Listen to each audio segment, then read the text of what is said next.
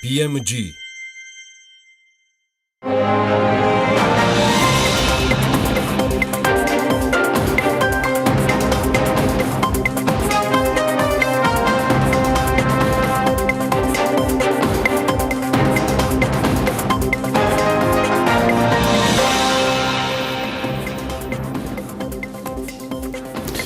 ათი სამინისტრო ერთი მინისტრის აპარატი და მთავრობის ხარჯების შემცირება მთლიან შიდა პროდუქტთან მიმართებით ვინ ვისთან და რა მიზნით ერთიანდება პირდაპირ ჩართვა და სტუმარი მთავრობის ზომის შეფასებით და ანალიზით საქმის კურსში.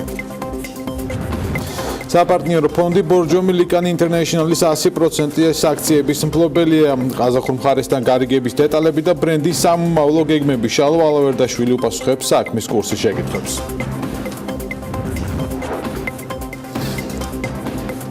შუადღემშვიდობის საქმის კურსი იწყებს თქვენთვის პირდაპირ ეთერში მუშაობას, რომელსაც ბექა ბაციკაძე და დავით ჯალაღონია წარმოგიდგენთ. მოგესალმებით, გვიყურებთ TV პირველზე და გვისმენთ ჩვენი პარტნიორი რადიოების თბილისის და ჰერეთის ეთერში FM 93-სა და 5-ზე, 102-სა და 8-ზე. 10 სამინისტრო, ერთი მინისტრის აპარატი და მთავრობის ხარჯების შემცირება მთლიან შიდა პროდუქტთან მიმართებით 3.9%-მდე. ასეთი იქნება განახლებული მთავრობის პარამეტრები. პრემიერმა მამუკა ბახტაძემ განაცხადა, რომ ბიუროკრატიაზე დაზოგილი თანხების საზოგადოებას მოხმარდება. მთავრობის სტრუქტურული რეფორმის შესახებ კანონპროექტის პაკეტი პარლამენტს დასამტკიცებლად დღესვე გადაეგზავნება. საბოლოოდ რომელი უწყებები ერთიანდება და რომელი უქმდება, ამას თელარა გელანტია გაგვაცნობს დეტალურად. თელარა, მოგესალმებით, გისმენთ. გამარჯობა, დიახ, 10 სამინისტრო და ერთი სახელმწიფო მინისტრის აპარატი დღეს არსებული 14 სამინისტროს ნაცვლად, როგორც ჩანს და ვხედავთ, მამუკა ბახტაძე აგრძელებს მისი წინამორბედის გიორგი კვირიკაშვილის პრემიერ-მინისტრობის პერიოდში დაწყებული სამინისტროების რიცხვის შემცირებას. დღეს კანცელარიაში დროებითი მთავრობის პირველი სხდომა გაიმართა, რომლის დაწყებამდე პრემიერ-მინისტრმა ბრიფინგი გამართა, თუმცა ბრიფინგის შემდეგ მან ჟურნალისტების კითხვებსაც უპასუხა. ამაზე ოდნავ მოგვიანებით იქამდე კი შეგვიძლია მოვისმინოთ მამუკა ბახტაძის განმარტებები იმის თაობაზე, თუ რომელი სამინისტრო უქმდება, რომელი რომელთან ერთიანდება და ასევე უნდა აღინიშნოს, რომ სხდომის შემდეგ მედიასთან კომენტარი გააკეთა ინფრასტრუქტურის მინისტრმა მაია ცქიტიშვილმა, რადგან სტრუქტურული ცვლილებების შედეგად მისი უწყება არის ერთ-ერთი, რომელიც ყველაზე მეტად მსხვილდება, მის კომპეტენციაში გადადის დევნილთა სამინისტროს ფუნქციების ნაწილი და ასევე ეკონომიკის სამინისტროს ერთ-ერთი კომპონენტი. ცვლილებები შეეხება შემდეგ უწყებებს. კულტურისა და სპორტის სამინისტრო შეერწყმება განათლებისა და მეცნიერების სამინისტროს. სასჯელ ახსნილებისა და პრობაციის სამინისტრო შეერწყმება იუსტიციის სამინისტროს. ოკუპირებული ტერიტორიებიდან იძულებულ გადაადგილთა პირთა დევნილთა და განსახლების სამინისტრო უქმდება, ხოლო მისი ფუნქციები გადანაწილდება 3 სხვადასხვა უწყებაზე. დევნილთათვის განსახლების ფუნქცია გადავა რეგიონალური განვითარებისა და ინფრასტრუქტურის სამინისტროში. მიგრაციის კომპონენტ შინაგან საქმეთა სამინისტრო შეითავსებს, ხოლო სოციალური პოლიტიკა გადაეცემა შრომის, ჯანმრთელობისა და სოციალური დაცვის სამინისტროს. გარდა ამისა, რელიგიის სააგენტო შეერწყმება შერიგებისა და სამოქალაქო თანასწორობის საკითხებში სახელმწიფო მინისტრის აპარატს. ეკონომიკის სამინისტროს სივრცითი განვითარების კომპონენტი გადავა რეგიონალური განვითარებისა და ინფრასტრუქტურის სამინისტროში. სივრცითი მოწყობის კომპონენტში ძირითადად შედიოდა დასახლებული პუნქტების, საკურორტო ზონების და ტერიტორიების განვითარების გეგმების შემუშავება, რომელიც უშუალოდ არის დაკავშირებული მათ რეგიონულ განვითარებასთან. მაგალითად, სივრცითი მოწყობის კომპონენტის ფარგლებში ეკონომიკის სამინისტრო ამუშავებდა მაგალითად მესტიის, უშგულის, მიტარბის, ბაკურიანის მუნიციპალიტეტების განვითარების გეგმებს და მოგეხსენებათ, რომ ჩვენც რეგიონულ განვითარების და ინფრასტრუქტურის სამინისტროში ასევე პარალელურად ვფიქრობდით იმაზე, თუ რა დამატების ინფრასტრუქტურა არის მოსაწყობი ამა თუ იმ რეგიონში, რა არის გასაკეთებელი რეგიონული განვითარებისთვის და შესაბამისად აქედან გამომდინარე მიღებული იქნა ეს გადაწყვეტილება, რომ ეს ორივე კომპონენტი გაერთიანებულიყო რეგიონულ განვითარების სამინისტროში. რაც შეეხება იმას, თუ ვინ დარჩება მამუკა ბახტაძის განახლებულ მინისტრთა კაბინეტში, ჟურნალისტების არაერთი კითხვის მიუხედავად პრემიერ-მინისტრმა დღეს კონკრეტული სახელები და გვარები არ დაასახელა, უბრალოდ თქვა, რომ კონსულტაციები ამ თემაზე დასრულებულია. აღსანიშნავია, რომ დროებითი გარდამავალი მთავრობის პირველ სხდომას მამუკა ბახტაძის მეთაურობით არ ესწრებოდნენ თეა წულუკიანი, მიხეილ ჩხენკელი, განათლების მინისტრი და ასევე კიდევ ერთი მინისტრი, როგორც თქვეს მაგ პრესამსახურის წარმომადგენლებმა, ისინი არიან მივლინებით, ერთადერთი მინისტრი, ვინც ჩამოვიდა სხდომის შემდეგ და რომელიც სავარაუდოდ არ იქნება და ფაქტობრივად მან ეს დაადასტურა განახლებულ მინისტრთა კაბინეტში არის სოზარ სუბარი, თუმცა მთავარ ინტრიგად კვლავ რჩება ის, შეინარჩუნებს თუ არა მინისტრის პორტფელს თეა წულუკიანი ბახტაძის ახალ მთავრობაში. ჩვენ განახლებულ მთავრობას თავის განახლებული საკადრო შემადგენლობით აუცილებლად წარუდგენთ საქართველოს პარლამენტს იმ ვადებში, როგორც არის განსაზღვრული. ჩვენ გსურს, რომ ბუნებრივია ეს განხორციელდეს, რაც შეიძლება მოკლე ვადაში. თუ თქვენც მეტყვით იმ საინტერესო კანდიდატს აუცილებლად მოგისურვებთ. პარლამენტში როცა წარუდგენთ, ყველა იხილავთ. საქართველოს პარლამენტში ჩვენ ვიხილავთ ახალ სამთავრობო გუნდს და იქნება გვარები წარმოდგენილი თავის შესაბამის პროგრამით.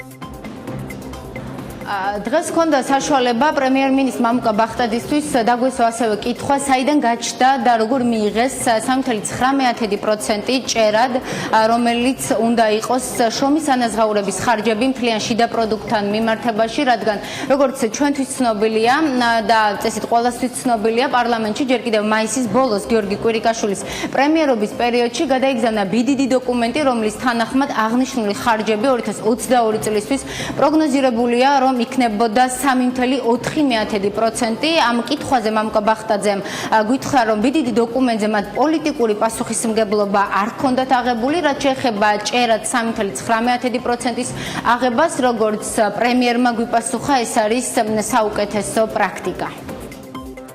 შეეხება 3.9%-ს, ეს არის საუკეთესო პრაქტიკა, საერთაშორისო გამოცდილება, სწორედ ეს არის ის ზღვარი, რითაც წარმატებული ეკონომიკები, მიუხედავად იმისა, რომ შეიძლება მათი ზომა დიდი არ იყოს, იმართებიან, აქედან გამომდინარე ავიღეთ ეს ორიენტერი ჩვენთვის. რაც შეეხება იმ დოკუმენტს, რაც თქვენ აღნიშნეთ, ეს იყო ექსტრაპოლაცია, თუმცა პოლიტიკური ვალდებულება ჩვენ არ გვქონდა ამ საკითხზე აღებული, უფრო მეტიც იმ მიდგომით, რომ გავაგრძელოთ, რომ ვიდრე დღეს არსებობდა მცირე კონცეფციის წარმოდგენამდე, ბუნებრივია შესაბამის სამთავრობო ხარჯებიც უნდა გაზრდილიყო მთლიანი შიდა პროდუქტის პროპორციულად. რასაც ჩვენ ვამბობთ, ეს არის, რომ 3.9% უნდა იყოს ზედაზღვარი და შესაბამისად მთლიანი შიდა პროდუქტთან მიმართებაში და შესაბამისად მომავალი წლის ბიუჯეტი სწორედ ამ ორიენტერის მიხედვით უნდა დაიგეგმოს.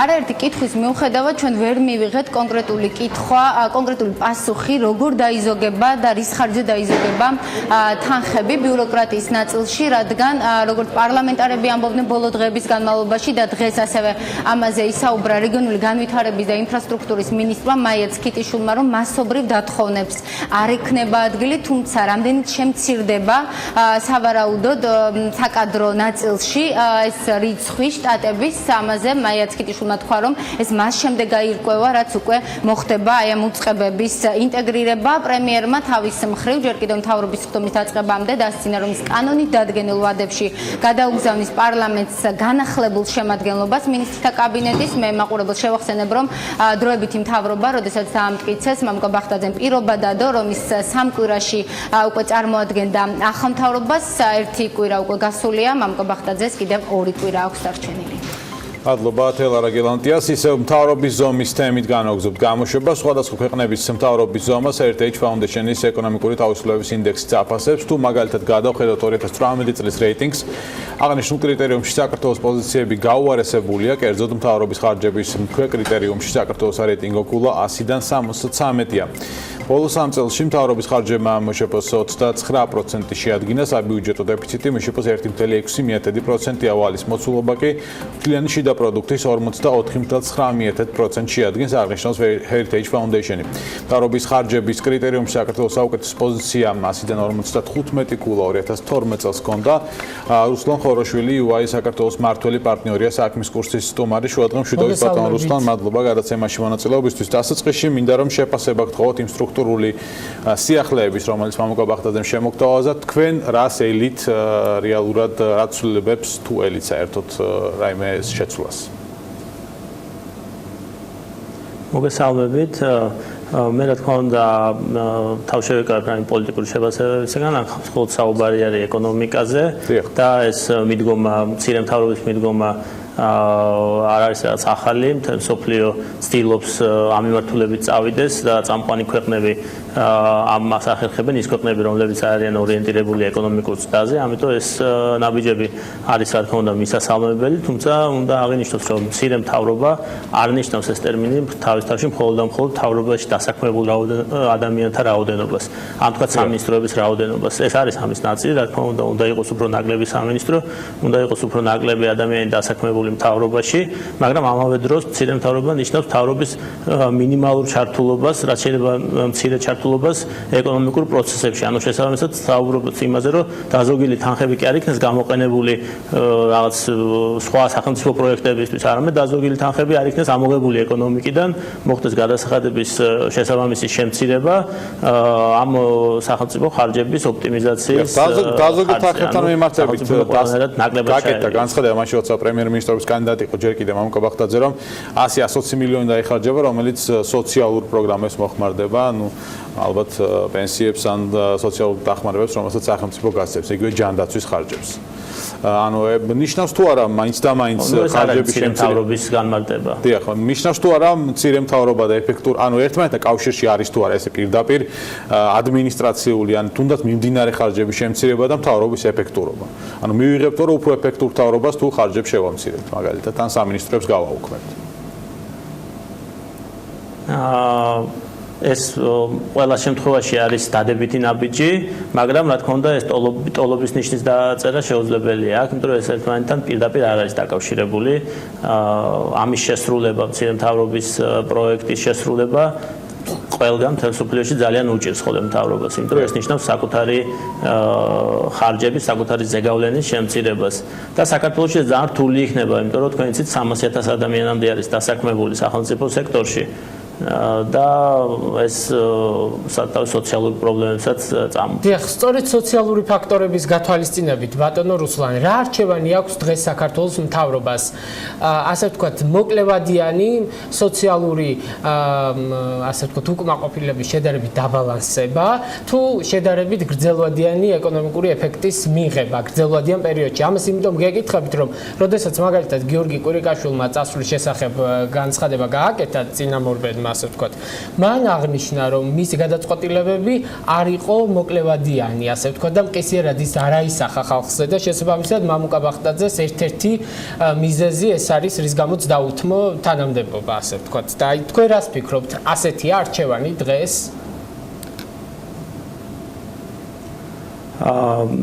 რა თქმა უნდა არ გავაკეთებ კომენტარს მიზეზებზე რატო წავიდა ერთი მთავრობა და მოდის მეორე, მაგრამ რა თქმა უნდა ეს პროცესი არის რთული, ეკონომიკური რეფორმები არის მტკივნეული და მათი გატარება ამიტომაც არის რთული. ასევე გვაქვს ფაქტი იმისა, რომ ჩვენ დემოკრატიულ ქვეყანაში ვცხოვრობ და ყოველ 20 წელიწადში ერთხელ და უფრო ხშირადაც არის არჩევნები. ამიტომ ამის გაკეთება არის რთული, მაგრამ არის გასაკეთებელი და რა თქმა უნდა ჩვენ მე პირადად მივესალმებ იმ მთავრობას, რომელიც ამ მტკივნეულ გადაწყვეტილებებს მიიღებს, იმიტომ რომ მხოლოდ ისინი მიგვიყვანს ჩვენ გრძელვადიან აი ამ მტკივნეული გადაწყვეტილებების გზაზე, როგორ ფიქრობთ, როდესაც საუბრობს ხარჯების 3.9%-მდე შემცირებაზე მთლიან შიდა პროდუქტთან მიმართებაში პრემიერი, აქ ყველაზე მეტად რას უნდა მიაქციოს მაყურადღება და უშუალოდ ადმინისტრაციულ ხარჯებს თუ ასევე საკადრო რესურსის დაზოგვას, რაც ალბათ ასევე მტკივნეული იქნება თუნდაც მოახლოებული არჩევნების გამო. რთული არის რაც კონკრეტული რეცეპტის მოცემა ამ შემთხვევაში. ერთ-ერთი რაც შეიძლება ითქვას არის ის, რომ უნდა იყოს რეფორმები კომპლექსური, ხალხის შემცირება, ვთქვათ, უნდა ახლდეს ასევე ფუნქციების შემცირებას, ანუ უნდა გადაიხედოს რა ასაკეთებს სახელმწიფო დღეს, რა შეერევა და რამდენად საჭირო არის მისი ჩართულობა ამა თუ იმ საკითხში და ხო არ ჯობია, ვთქვათ, იგივე ბაზარს მივცეთ საშუალება თვითონ დაარეკო დაარეგულიროს მოთხოვნის საფუძველზე და მიწოდების ესა თუ ის საკითხები, მაგალითად, ვთქვათ, კულტურის სფეროში, სპორტის სფეროში და ასე შემდეგ. დიახ. ამ ნაწილში ალბათ გულისხმობთ სხვადასხვა პროგრამებსაც, რომელსაც სახელმწიფო ახორციელებს. იქნება თუ არა ეს კიდევ უფრო ეფექტური, თქო, ხარჯების შემცირების მიმართულებით. აი, რომელ პროგრამებს ფიქრობთ თქვენ, რომ გარდა კულტურისა და სპორტისა, სახელმწიფო შეუძლია რომ თავისი გავლენები და ხარჯვა შეზღუდოს? ну აქ ძალიან სიღრმისეული ანალიზი არის გასაკეთებელი, ესე რთული არის პირდაპირ ვისაუბროთ, მაგრამ ფაქტია რომ მთავრობის ზომა არა მარტო ცენტრალური მთავრობის, არამედ რეგიონალური მთავრობის იძლევა საშუალებას იმისა, რომ გადაიხედოს ეფექტურობის მიმართულებით. დიახ, და ბატონ რუსლან, ბოლოს რომ გითხრათ, აი რა პერიოდში და რა კრიტერიუმებით შეაფასებთ დღევანდელი გადაწყვეტილების შედეგებს, ასე ვთქვათ, შემცირებული მთავრობის ზომას. აი რა შემთხვევაში იტყვით, რომ წარმატებული აღმოჩნდა აი ეს გადაწყვეტილება, რაც დღეს გავგაცნო მამუკა ბახტაძემ და რა დროში, დიახ. ну თავრობამ უკვე პრემიერ-მინისტრმა დაასახელა თავისი მიზნები შესაბამისად ეს არის ზუსტად ის მიზნები რომლებიც მან უნდა მიაღწიოს და შემდეგ საზოგადოება გადაწყვეტს რამდენად წარმატებულად შეაფასებს ამ შედეგებს არჩევნების კუთხით და ყველა მიიღებს ამაში მონაწილეობას შესაბამისად ეს მიზნები უკვე წარმოდგენილი არის იმისთვის რომ შევაფასოთ რამდენად კარგი არის სხვა მიზნები უფრო კარგი იქნებოდა ну სხვა ანალიზი არის გასაკეთებელი მაგრამ მე მგონი ამ მიზნებს თუ მიაღწევენ რაც არის დასახული უკვე ძალიან კარგი დადებითი ეფექტი ექნება ამას. დიდი მადლობა UI საქართველოს მმართველი პარტნიორი რუსტან ხოროშვილი იყო საქმის კურსის სტუმარი. მადლობა მას გადაცემაში მონაწილეობისთვის. საქართველოში პოლიტიკური სპექტრი მართალია ვერ ჩამოყალიბდა ჯერ ბლოკჩეინ ინდუსტრია და მისი ერთ-ერთი პროდუქტი კრიპტოვალუტები გვავნებს თუ გვარგებს დაწყებული ელექტროენერგიის მოხმარებით დასრულებული ამ ელექტრონული ფულის არაპროგნოზირებადი ხასიათით, მაგრამ როგორც გაირკვა პოლიტიკური პარტიები უკვე კრიპტოვალუტებით ფინანსდებიან. ამის შესახებ დღეს გენერალურმა აუდიტორმა განაცხადა ირაკლი მექვაბიშვილმა კონფერენციაზე დასახელებით ფული პოლიტიკაში აღნიშნა რომ კრიპტოვალუტის საკითხი გამჭვირვალობის თვალსაზრისით გარკვეულ პრობლემას წარმოადგენს. რა საკითხები განიხილეს საერთოდ დღეს ამ კონფერენციაზე უფრო დეტალურად სალომე მეცხვარიშვილი გაგვაცნობს. სალომე, მოგესალმებით.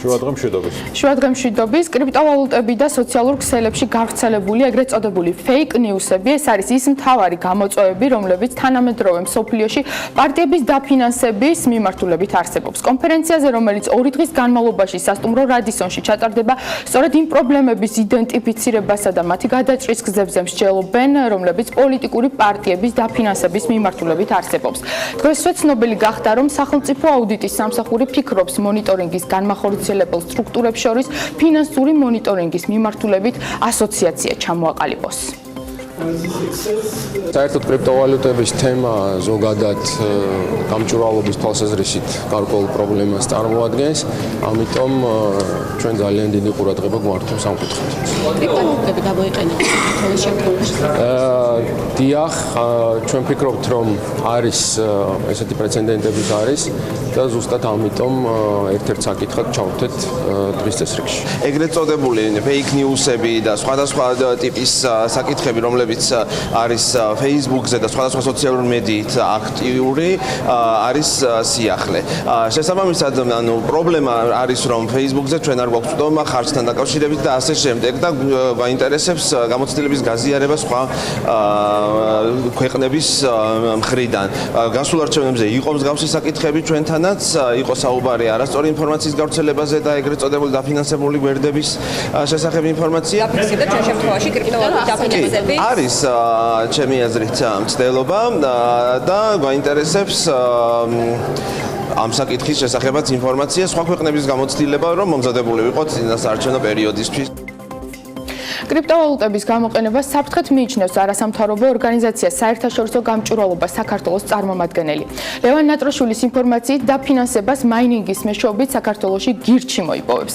არასამთავრობო ორგანიზაციის წარმომადგენელი ამბობს, რომ სფეროს რეგულირება აუცილებელია, თუმცა როგორ უნდა მოხდეს ეს ჯერ ძნელი სათქმელია. რაც შეეხება სხვა საკითხებს, ლევან ნატროშვილი ამბობს, რომ პრობლემებად რჩება დიდი განსხვავება მმართველი პარტიის ფინანსებსა და ოპოზიციური პარტიების დაფინანსებას შორის. ამ მიმართულებით ორგანიზაციას ხელისუფლებისადმი რეკომენდაციებიც აქვს. არის ერთი პარტია, რომელიც იყენებს რეალურად კრიპტოვალუტას, ან მაინინგის მეშვეობით იზიდავს გარკვეულ თანხებს და რეგულაციის გარეშეა ფაქტობრივად ეს საკითხი დარჩენილი და ასევე სოციალური ქსელებიც აქტიურად გამოიყენება განსაკუთრებით დეзинფორმაციის გავრცელებისთვის, ან ნახეწინა არჩევნების დროს. ამაზე ჩვენ კონკრეტული აზრი არ გვაქვს ჩამოყალიბებული, როგორ შეიძლება ეს ყველაფერი მოექცეს გარკვეულ გონივრულ ჩარჩოებში, მაგრამ ფაქტია, რომ გარკვეულ რეგულაციებს საჭიროებს ეს საკითხი. დღეს და ხვალ ამაზე გაგუზიარებენ, ასე ვთქვათ, თავიანთ მოსაზრებებს სხვადასხვა ქვეყნის ექსპერტები და დროთა განმავლობაში რა თქმა უნდა ჩვენ ვეცდებით, რომ გარკვეულად ჩამოყალიბდეთ გარკვეულ რეკომენდაციებზე. ის რომ ყალბ ინფორმაციას პოლიტიკაზე გავლენა აქვს, ევროკავშირის წარმომადგენლებით თანხმდებიან, თუმცა აცხადებენ, რომ ბეწვის ხიდზე გავლაა საჭირო იმისთვის, რომ რეგულაციებმა გამოხატვის თავისუფლება არ შეზღუდოს. გვჭირდება პოლიტიკური პარტიების დაფინანსების ისეთი სქემა, რომელიც თანაბარ პირობებს შეუქმნის ყველა პარტიას. ასევე საჭიროა შემოწირულობების ლიმიტები, რომ დიდი დონორების გავლენა პოლიტიკაზე შემცირდეს. პრაქტიკა აჩვენებს, რომ აუცილებელია კრიპტოვალუტების რეგულირებაც, ამასთან ძალიან რთულია თქმა, როგორ შეიძლება ვებრძოლოთ ეგრეთ წოდებულ fake news-ებს, ისე რომ არ დავაზიანოთ გამოხატვის თავისუფლება. ეს ახალი გამოწვევებია, რომელიც ტექნოლოგიების განვითარებასთან არის დაკავშირებული. Fake news-ების გავრცელება დაკავშირებულია თითქმის ყველა ქსელთან, Facebook-თან, Twitter-თან, Google-თან და ასე შემდეგ. მათი მიზანი კი ამ მომრჩევლების განწყობაზე გავლენის მოხდენაა. და დღეს ჩვენ ვხედავთ, რომ მათ იმაზე მეტი გავლენა აქვთ ადამიანებზე, ვიდრე კლასიკურ მედია საშუალებებს. ნახეთ, რომ ამან გავლენა იქონია არჩევნებზე ამერიკის შეერთებულ შტატებში, საფრანგეთში და ასე შემდეგ. ყველა თანხმდება, რომ კრიპტოვალუტებისა და ყალბი ნიუსების წინააღმდეგ ბრძოლა თვის წესრიგში დგას და მათი რეგულირება საჭიროა, თუმცა როგორ ამაზე დღეს საუბარი უჭირთ იმედია მეტი კონკრეტიკა რეგიონული კონფერენციის დასრულების შემდეგ უკვე ხვალ გვეცოდინება. მადლობა სალომა მეცხვარიშვილს, ჩვენ რეკლამის შემდეგ დაგიბრუნდებით საინტერესო თემებით და სტუმრებით, ასე რომ დაგველოდეთ დროებით.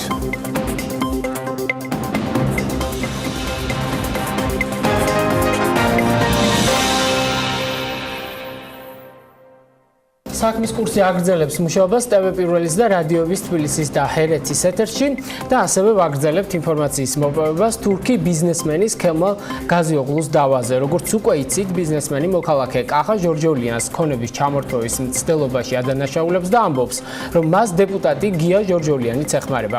საუბარია ქეთევან წამებულის გამზირზე მდებარე კახაბერ ჟორჯოლიანის კუთვნილი სასტუმროს ლონდონ პალასის გვერდით არსებულ ტერიტორიაზე, სადაც ქემალ გაზიოღლუს სასტუმრო კომპლექსის შენებლობას სურს და ვერ ახერხებს. მხარეებს შორის დავა უკვე უზენაეს სასამართლოშია, ორი ინსტანცია კი ჟორჯოლიანმა მოიგო. დღეს ჩვენი ჟურნალისტი ელენე გოგბერაშვილი ორივე მხარეს ესაუბრა და ახლა მათ არგუმენტებს გაგვაცნობს. ელენე, მოგესალმებით, გისმენთ. როგორც უკვე აღნიშნე, დავისაგანს წარმოადგენს ქეთევან წამებულის გამზირზე მდებარე მიწის ნაკვეთი, სადაც თურქი ბიზნესმენი ქემალ გაზიოღლუ აპირებდა მრავალფუნქციური კომპლექსის მშენებლობას და აღნიშნულ პროექტში დაახლოებით 6 მილიონი ლარის ინვესტიციის განხორციელება იგეგმებოდა. როგორც ის აღნიშნავს, აღნიშნული მიწის ნაკვეთიდან დაახლოებით 2 მეტრში მდებარე ობიექტი საუბარია სასტუმრო ლონდონ პალასზე, მისი მეპატრონემ მას არ მისცა საშუალება, რომ პროექტი განეხორციელებინა. როგორც ჩვენ გავარკვიეთ და ასევე ვესაუბრეთ როგორც ლონდონ პალასის მფლობელს, ასევე თურქი ბიზნესმენის ადვოკატს, საუბარი შეეხება შემდეგს. როგორც ისინი განმარტავენ, რაც შემდეგ, რაც 2006 წელს განხორციელდა აღნიშნულ მიწის ნაკვეთზე საძირკვლის გათხრის სამუშაოები, რამდენიმე წლის შემდეგ მის მეზობლად მდებარე ობიექტზე, საუბარია ლონდონ პალასზე, აღნიშნულ შენობას გაუჩნდა ბზარები. მისმა მფლობელმა თურქ ბიზნესმენთან გამართა მოლაპარაკება და ასევე მოითხოვა აღნიშნული ზიანის ანაზღაურება, თუმცა მას შემდეგ, რაც თურქი ბიზნესმენი არ წამოვიდა თანამშრომლობაზე, საქმე სასამართლოში გადაინაცვლა. ორ სასამართლო ინსტანციაში ქართულმა მხარემ კახაბერ ჟორჯოლიანმა პროცესი მოიგო და ამჯერად პროცესი გრძელდება უზენაეს სასამართლოში.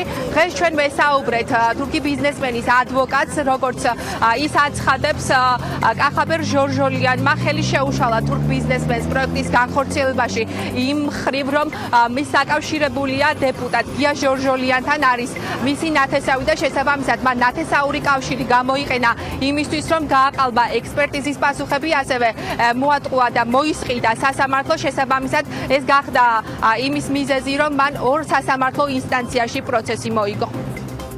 ეს დავა კახაბერ ჟორჟოლიანმა დაიწყო 2013 წლის ზაფხულიდან. მანამდე დაახლოებით 9 წლით ადრე გაიცა მის შენობაზე ნებართვა და თუნდაც ის შეთანხმებული პროექტი ვერ უზრუნველყოფს სამშენებლო ნორმების და წესების დაცვას, ანუ ჟორჟოლიანის შენობა აშენებულია ნორმების და წესების დარღვევით და შენობის ექსპლუატაცია არ დაიშვება. ეს გითხრა კერძო ექსპერტიზა. სამხარეულის ექსპერტები, როგორ გითხრათ ახლა, უკანონო აი გაუგონარ დასკვნებს გასცემენ ყოველგვარი კვლევისა და ყოველგვარი შეფასებების გარეშე. ასეთი დასკვნების შედგენა მან შეძლო მხოლოდ 2013 წლის ივლისში. მანამ ვერ შეძლო. როგორ წარმოგიდგენიათ ახლა, თუ იძახის რომ 2006-7 წლებში ამოღებული ქვაბული მის შენობას აყენებდა ზიანს, კი მაგრამ 7 წელიწადი რასაკეთებდა, ხო? კითხვა ისმის. და ზუსტად მას შემდეგ გააკეთა ეს ყველაფერი, რაც დიახ, როგორც თვითონ აცხადებს, რომ გია ჟორჟოლიანი ჩემი ალალი ბიძაო და კივის ეს სასამართლო პროცესებზე, ასევე ასახელებს მოსამართლეთა სახელებს და გვარებს. მის მიერ მოთხოვილი იქნა 1.200.000-ზე მეტი თანხა.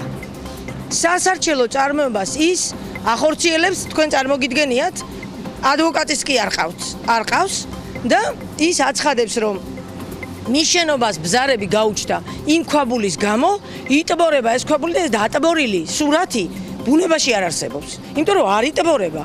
ერთი, მეორეც ექსპერტი ვიზუალურად დაახლოებით ამდენი დამკვეთმა ასე გადმომცა, აი ესეთი ვარაუდებზე დაყნობით შეიძლება დასკვნა გაიცეს. ეს ხო ცალსახაა, რომ მორყეულია ექსპერტიზის ბიუროს სისტემური პრობლემა აქვს, რომელიც ექვემდებარება პრემიერს და ჩემი გზავნილი ახალი პრემიერის მიმართ არის ის, რომ კორუფცია ყვავის ექსპერტიზის ბიუროში.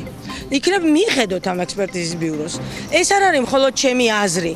ეს არის ჩემი უამრავი კოლეგის და საქართველოს უამრავი მოქალაქის აზრი.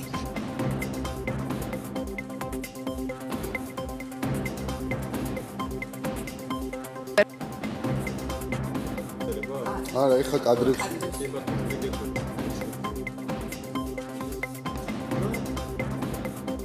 დაიწყო მე ამ დროს ორმა ინსტანციამ გამოიტანა აღნიშნულ დავასთან დაკავშირებით. ჩვენ დღეს ვნახეთ სასტუმრო ლონდონ პალაცი, დავათვალიერეთ სასტუმრო ოთახები, სადაც ნამდვილად შეინიშნება ბზარები, ასევე ვიმყოფებოდით ზუსტად იმ მიწის ნაკვეთზე, სადაც მოხდა დაახლოებით 2006 წლის ბოლოს საძირკვლის გათხრის სამუშაოები და უნდა ითქვას, რომ შეუერაღებელი თვალითაც ჩანს, რომ ძალიან ახლოს მდებარეობს აღნიშნული საძირკველი სასტუმრო ლონდონ პალაცთან. კახაბერ ჟორჟოლიანი აცხადებს, რომ მას ჰქონდა კომუნიკაცია ბიზნესმენთან წლების წინ, მას შემდეგ, რაც მან შეამჩნია, რომ აღნიშნული ობიექტზე განხორციელებული სამუშაოების შემდეგ დაზიანდა მისი სასტუმრო, მას აღუთქვეს, რომ მოხდებოდა ზიანის ანაზღაურება და სასტუმროს გამაგრება, თუმცა რამდენიმე ხანში მან შეიტყო, რომ თურქი ბიზნესმენი არაპირებდა ამ თანამშრომლობაზე წამოსვლა, სწორედ ამან აიძულა ის, რომ მიემართა სასამართლოსთვის და სამართლებრივი გზა აერჩია, როგორც ის აცხადებს, მან გამოარკვია, რომ წლების წინ 2006 წელს აღნიშნულ ინვესტორს არ გააჩნდა აღნიშნულ მიწის ნაკვეთზე სამშენებლო ნებართვა. გარდა ამისა, მას შემდეგ, რაც პროცესმა გადაინაცვლა სასამართლოში, თურქმა ბიზნესმენმა ყველა მის სახელზე რეგისტრირებული ქონება გადააფორმა სხვა თურქზე. შესაბამისად ის აცხადებს, რომ მისი მოთხოვნა არის არალეგიტიმური, რადგან დღეის მდგომარეობით ქეთევან-წამებულის გამზირზე მდებარე მიწის ნაკვეთი მის მფლობელობაში აღარ არის. დავიწყოთ იქით, რომ მაიკი არ მედავება, მე ვედავებია. იმიტომ რომ საკითხი არის მარტივი, ესე იგი, ადამიანს არ უნდა ჩვენთვის მოყენებული ზიანის გადახდა. თქვენ რომ მილიონი ქონათ გადასახდელი, ნებით გადაიხდიდით? ამ ადამიანმა 2006 წელს შეესყიდა ეს მიწის ნაკვეთი ჩვენი შენობის მიმდებარედ. ჩვენი შენობა გახავთ ახალი შენობა, აშენებულია 2005 წელს და მე აშენებული შენობა ვიყიდე, მე არ ამშენებია, ვიყიდე აშენებული შენობა. და 2006 წლის შემოდგომაზე ამოთხარა ეს ქვაბული ჩვენი შენობის მიმდებარედ ორ გვერდზე 3.5 მეტრი სიღრმის. შემდეგ ეს ქვაბული მიატოვა, მან მთელი უკვე 12 წელიწადია ფაქტიურად, რამაც გამოიწვია ჩვენი შენობის დაზიანება. რაც არ უნდა მყარი იყოს შენობა, როდესაც 2 მეტრის დაშორებით ორ გვერდზე ამოუთხრი ამ ხელა ქვაბულს და კონსერვაციის წესების სრული უგულებელყოფით მიატოვეთ მას, რა თქმა უნდა, ნებისმიერი შენობა დაზიანდება. და ეს მოხდა კიდევაც. როდესაც ჩვენ დავიწყოთ უკვე დავა, ამ საქმეს საკმაოდ მნიშვნელოვანი დეტალია ის ფაქტი, რომ აღმოჩნდა, რომ ამ ეგრეთ წოდებულ ინვესტორს საერთოდ არ ქონია მშენებლობის ნებართვა. ისე ამოუთხრია ეს ქვაბული და მაშინ ქალაქის ხელმძღვანელი გახლავთ ბატონი გიგი უგულავა. მინდა ვკითხო მას, როგორ მოხდა, რომ ქალაქის ცენტრში, ერთ-ერთ მთავარ პროსპექტზე, მისი ზედამხედველობის სამსახური ამას ვერ ამჩნევდა მთელი 7 წელიწადი.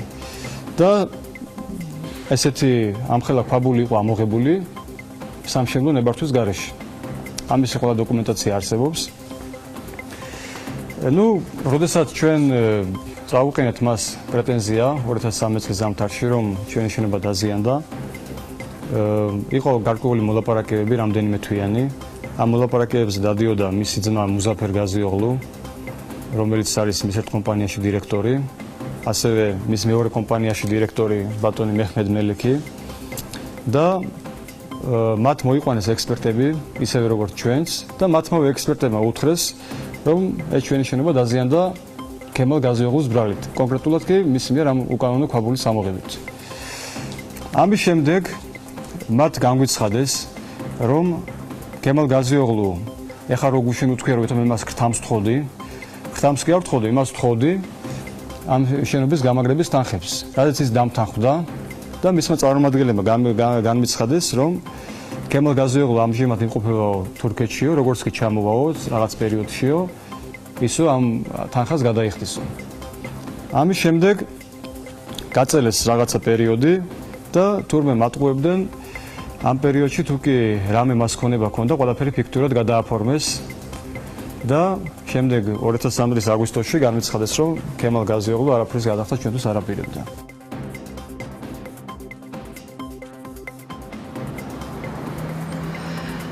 ქართველი ბიზნესმენი კახაბერ ჟორჟოლიანი დავას თურქი ბიზნესმენის წინააღმდეგ ადვოკატის გარეშე აგრძელებს, როგორც უკვე გითხარით, პირველ ორ ინსტანციაში მან პროცესი მოიგო, ამჯერად დავა გრძელდება უზენაეს სასამართლოში, სარჩელი აღნიშნულ უწყებაში დაახლოებით 3 თვის წინ შევიდა, თუმცა ჯერ პროცესი ჩანიშნული არ არის. მადლობა ელენა გოგბერაშვილი საუბრობდა საქმის კურსის პირდაპირ ეთერში. საპარტნიორო ფონდის აქციის საზოგადოება ბორჯომი ლიკანი ინტერნეშნალის 100%-ის აქციების მფლობელი გახდა. ეს ამბავი ჩვენმა მაყურებელმა უკვე იცის. ყაზახური კომპანია ყაზმუნაიგას სერვისის მიერ დაფუძნებული შპს კმგ სერვის საქართველოს 100%-იანი წინის საპარტნიორო ფონდს გადაეცა. აქამდე შპს კმგ სერვის საქართველოს და საპარტნიორო ფონდი ბორჯომი ლიკანი ინტერნეშნალის აქციების 50% ფლობდნენ. ეს არის წარმატებული კომერციული კონტრაქტი, პრინციპული შეთანხმება სასტუმროს აქციების შესყიდვის შესახებ ასტანაში ქართული მხარის ოფიციალური ვიზიტის დროს გავაფორმეთ. განაცხადა საპარტნიორო ფონდის აღმასრულებელმა დირექტორმა დავით საგანელიძემ. რამდენად წარმატებული იქნება ინვესტიცია, რა არის გარიგების ღირებულება, რას გეგმავს ამჟამად სასტუმროს მმართველი ბრენდი. ამ და სხვა კითხვებს შალვა ალავერდაშვილს დავუსვამთ, რომელიც საქმის კურსის სტუდიაშია და სწორედ ის არის ბორჯომი ლიკანის ბრენდის მმართველი, რომელიც ამ სასტუმროში ამჟამად მოღვაწეობს. შუადღემშტოვი შალვა, მადლობა გადაცემაში მობრძანების დასაწყისში. მინდა კითხოთ გარიგების ღირებულება, ჩვენ მოვიკითხეთ, მაგრამ ეს არის კომერციული საიდუმლო. თქვენ თუ შეგიძლიათ გითხრათ კონკრეტული თუ არა მიახლოებული ციფრი მაინც. ჩვენ ვიცით, რომ 25 მილიონი გაცხადებული იყო, რაც ყაზახურმა მხარემ დახარჯა ამ სასტუმროს შიდა ინვესტიცია გააკეთა. არის თუ არა 25 მილიონზე მეტია ნაკლები გარიგები. როგორც საპარტნიორო ფონდში აღნიშნეს, საპარტნიორო ფონდი არის ჩემი აქციონერი და თანხა ნაკლებია, ვიდრე ინვესტირებული იყო, თუმცა კარგი გარიგება მოხდა. ანუ ზარალიანად წავიდნენ. არა, ზარალიანად წავიდეთ, არა, საფიანად გამოვისყიდოთ შეგვიძლია თქვა, კარგად გამოვისყიდოთ. მაგრამ ყაზახები არც ისინი დაგვჩნდნენ განაწყენებულები, რო გითხრათ, ყველაფერი ნორმის ფარგლებში მოხდა და კარგად დამთავრდა ეს შეთანხმება. ანუ მაშინ როგორ მოახერხეთ შედარებით ნაკლებად შეძენა, იმიტომ რომ რეალურად მათ რატომ გადაწყვიტეს კარგი. თემა არის ესეთი, რომ რეალურად ყაზმუნაი გაზის არაპროფილური მიმართულება იყო. ყაზმუნაი გაზი რეალურად ძირითადად თავის ინვესტიციებს ახორციელებდა დავთობის მიმართულებით და ეს სასტუმრო იყო მაგათი არაპროფილური მიმართულება და ესე ვთქვათ განთავისუფლდნენ არაპროფილური აქტივისგან, რასაც ქვია, ესე ვთქვათ, რაც დაერქვა ამ შეთანხმებას. ანუ ეს ვთქვათ თანხა, რომელიც იყო შედარებით ნაკლები, იყო მაქსიმუმი ამ სასტუმროსთვის იდეაში. ეს თანხა იყო რაციონალური თანხა, სწორედ გადახდილი. აი ახლა რა გეგმები აქვს სასტუმროს, აი იმაზე გითხარით, ეძებთ საერთაშორისო ბრენდს და ვისთან გაქვთ მოლაპარაკება? ამ წუთში სასტუმრო მუშაობს საკმაოდ კარგად, კარგი დატვირთვაც გვაქვს. პირიქით ვცდილობთ რომ ნამდვილად არაფერი შეიმჩნეს ის იქიდან გამომდინარე რომ სასტუმროს მართველი კომპანია იყო რიქსოსის გაშლის შემდეგ შემიძლია დაგერწმუნოთ რომ ნამდვილად გაუარესებელი ძალიან დიდი უპირატესობა გვაქვს ადგილ ახლა ბაზარზე და რაში გამოიხატება ეს? მომსახურების ხარისხის დონითაც საკმაოდ გაუმჯობესდა სასტუმროში. ციფრებითაც საკმაოდ კარგად ვართ, დატვირთულობაც უკეთესი გვაქვს ნამდვილად და ვცდილობთ რომ ნამდვილად სტუმრებს ვაჩვენოთ ის რომ ჩვენ შეგვიძლია ეს ერთი თემა. მეორე თემა არის ესეთი ჩვენ 4 კომპანიასთან ქონდა მოლაპარაკებები 4 კომპანია ან მენეჯმენტზე ან ფრენჩაიზზე ეხლა ამ წუთში შორტლისტში დარჩენილია 2 კომპანია ეს არის აკორი ჯგუფი კონკრეტულად სვის ჰოტელი და მარიოტიდან კონკრეტულად მარიოტი თვითონ რომის შემოთავაზებების საბოლოო განხილვა ძალიან მალე მოხდება თითქმის ივლისის ბოლომდე უკვე რაღაც გადაწყვეტილებამდე მივდივართ და სავარაუდოდ სადაც შემოდგომას ახალი ბრენდით შეხვდება ეს შემოდგომას უბრალოდ ჯერ შემოთავაზებებზე დამოკიდებული და მიმდინარეობს ამ წუთში მოლაპარაკება ეს იქნება მენეჯმენტი თუ ფრანჩაიზი. ანუ შეიძლება რომ დარჩეს თქვათ არც მენეჯმენტი იყოს და არც ფრანჩაიზი თუ აუცილებლად იქნება ამ ორიდან ერთი. არა, ნამდვილად იქნება საერთაშორისო ოპერატორი თვითონ ამ დონის სასტუმროსთვის ძალიან კარგი იქნება რომ ოპერატორი ყავდეს და თვითონ სახელისთვისაც ძალიან კარგია როცა საერთაშორისო ოპერატორი რეგიონში შემოდის. და ბატონ შალვა, აი ახალი საერთაშორისო ოპერატორის მოძიების პროცესში ხელი ხომ არ შეგიშალათ რიქსოსთან დამშვიდობების ფაქტი? არა, თემა ესეთი იყო ახლა წერანაც აღნიშნე, როდესაც რიქსოსი წავიდა საერთაშორისო ოპერატორებმა რა თქმა უნდა იფიქრეს რომ ჩვენ რაღაც გაგვიჭირდება და თავიდან ქონდა რაღაც ესეთი მაღალფასიანი შემოთავაზებები. თუმცა, როდესაც ახლა დინამიკაში დააკვირდა სულ ყველა რომ ნამდვილად სასტუმრო კარგად მუშაობს, ახლა მოხდა ფასების რაციონალური დონეზე ჩამოწევა და ახლა უკვე სწორედ მიმართულებით მივდივართ და იქაც ჩვენი აზრით საკმაოდ კარგი წინასწარმეტყველების მოლაპარაკებას როცა ვისაუბრეთ თქვენც ეს ახსენეთ რომ ახლა მნიშვნელოვანია სასტუმრომ დაიწყოს ასე ვთქვათ დატვირთულობა გაზარდოს და პოზიციონირება მოახდინოს ისე რომ მისი ვთქვათ მიმსჯელობა გაიზარდოს. ანუ მოახერხეთ რამდენ თვეში მოახერხეთ ეს ყველაფერი და უკვე 2 თვეა ესე ვთქვათ ჩვენ ამ წუთში შარშანელ წელს ვედრებით და შარშანელ წელთან შედარებით პლუს 14% გვაქვს ახლა ვიდრე შარშანელი წელი ამ დროის ამ პერიოდისთვის და დატვირთულობიდანაც გამომდინარე რაც ახლა ამ წუთში გვაქვს ივლისსა და აგვისტოზე უკვე თითქმის ბრეიქ-ივენზე გავდივართ ამ წუთის დღევანდელი დატვირთულობის დონით და დატვირთულობა რა თქმა უნდა როგორც მოგეხსენებათ საქართველოში მით უმეტეს ბოლო წამში გეგმავენ ხოლმე ყველანი და იმედი გვაქვს რომ მინიმუმ 18%-იანიც დაგვექნება შარშანის წელთან შედარებით. წარმატებები რაც შეეხება გარიგების ნაწილს ჩვენ შევეცდებით რომ საპარტნიორო ფონდისგან უფრო მეტი ინფორმაცია მოვიპოვოთ ამ შემთხვევაში ისინი არიან ამ გარიგების მხარე და აქციონერები. დიდი მადლობა შალვა ალავერდაშვილი იყო ჩვენი სტუმარი და გადაცემის ბოლოს 8 სართულზე განთავსებული 100-ზე მეტი სავაჭრო დასასვენებელი და გასართობი ობიექტი და ათასობით მომხმარებელი ყოველდღიურად უკვე 6 თვეა თბილისის ცენტრში ერთ-ერთი გამორჩეული სავაჭრო ცენტრი ფუნქციონირებს გალერეა თბილისის 6 თვის შედეგები და სამომავლო გეგმები ვნახოთ სალომე მეცხვარიშვილის მიერ მომზადებულ სიუჟეტში გიტოვებთ რეპორტაჟი და გემშვიდობებით საღამოს 22 საათს და 45 წუთამდე დროებით. ნახვამდის 100-ზე მეტი მაღაზია და დასასვენებელი ობიექტი ერთ სივრცეში, 1000-მდე დასაქმებული და საშუალოდ 23000-მდე მომხმარებელი ყოველდღიურად. ასეთია გალერეა თბილისის მონაგარი გახსნიდან 6 თვის შემდეგ. სავაჭრო ცენტრის გახსნამდე მენეჯმენტს სჯეროდა, რომ გალერეა თბილისი ქალაქის გული გახდებოდა. დღეს კი ფიქრობენ, რომ მიზანს მიაღწიეს და სავაჭრო ცენტრი თბილისელებისა და დედაქალაქის სტუმრების აქტიურ დასასვენებელ ადგილად იქცა. სავაჭრო ცენტრი საქართველოში შემოსვლისთვის გამოიყენა არაერთმა ცნობილმა ბრენდმა, რომელიც ქვეყანაში მანამდე წარმოდგენილი არ იყო. სავაჭრო ცენტრი ჯერ სულ რაღაც რამოდენიმე თვეა არის გახსნილი და ფუნქციონირებს, თუმცა უკვე შემიძლია თქვა, რომ ჩვენი კომპანია კმაყოფილია რეალიზაციებით. აქვე მინდა ვახსენო, რომ ჩვენ 25 წელზე მეტია ბაზარზე ვართ, ასე რომ საკმაოდ დიდი გამოცდილება აქვს აღნიშნულ ბრენდთან მუშაობით. შესაბამისად, უკვე მომზადებული შევიმოვედით ამ სავაჭრო ცენტრში და ქონდა წინასწარი გათხრები გაკეთებული. მაღაზიების გარდა გალერეა თბილისში სხვა დასასვენებელ სივრცეებსაც იპოვით, როგორც პატარებისთვის, ასევე უფროსებისთვის. რიარია საბავშვო გასართობი ცენტრია, რომელიც ყოველდღიურად ასობით პატარას მასპინძლობს. ორ სართულზე განთავსებულ სივრცეში კი სპეციალური ადგილებია გამოყოფილი როგორც მცირეწლოვანი ბავშვებისთვის, ასევე მოზარდებისთვის. მეხუთე სართულზე სპორტის მოყვარულებს ფეხბურთში მსოფლიო ჩემპიონატის ყურება შეუძლიათ. მათ კი, ვისაც ფეხბურთი არ უყვართ, ამავე სივრცეში ბოულინგით შეუძლიათ გართობა. მომხმარებლები ყავს თამამად შემიძლია თქვა 60-40-ზე უცხოელი ტურისტები და ქართველი მომხმარებლები, რაც შეეხება ასაკობრივ ზღვარს, შუადღიდან მოყოლებული უფრო საღამომდე სკოლის მასწავლებლები და ბავშვები არიან მშობლებთან ერთად. ვიკენდებზე დილიდან გადატვირთულია, ასე ვთქვათ, ბოლრუმი და ტურისტებს რაც შეეხება, აი ვერ გეტყვით კონკრეტულად, აბსოლუტურად ყველა ვინც კი საქართველოს ჩამოდის სამოგზაუროდ, სავარაუდოდ აბსოლუტურად ყველა სტუმრობს გალერეა თბილისს და მათ შორის ბოლრუმსაც. შოპინგის შემდეგ დასვენება გალერეა თბილისის მომხმარებელს რესტორნებსა და კაფეებში შეუძლია.